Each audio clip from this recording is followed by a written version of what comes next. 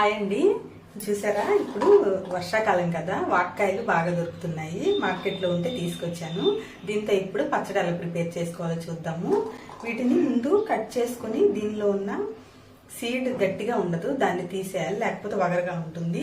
వీటిని సగానికి కట్ చేసుకుని దీనిలో ఉన్న గింజ పోర్షన్ వరకే తీసేసుకుని చూడండి ఇలా ఉంటుంది.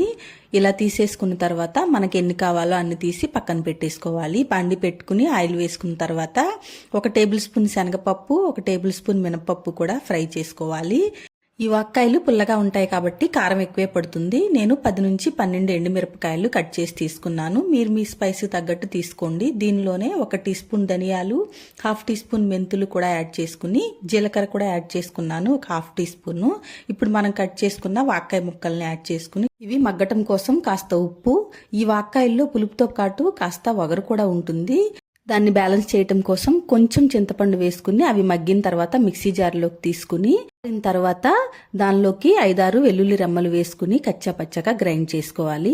ఇప్పుడు మనం అదే బాండీలో కాస్త నూనె వేసుకుని దానిలోకి తాలింపు దినుసులు, కరివేపాకు వేసుకుని ఫ్రై అయిన తర్వాత 1/2 స్పూన్ ఇంగువ, 1/2 స్పూన్ పసుపు వేసుకుని స్టవ్ ఆఫ్ చేసుకున్న తర్వాత మనం గ్రైండ్ చేసి పెట్టుకున్న ఈ పచ్చడిని దీనిలో వేసుకుని వేడివేడి అన్నంలో నెయ్యి వేసుకుని ఈ వాక్కాయ పచ్చడి తింటే పుల్ల పుల్లగా, కారం కారంగా అద్దిరిపోతుంది. ఒకసారి మీరు కూడా ట్రై చేయండి.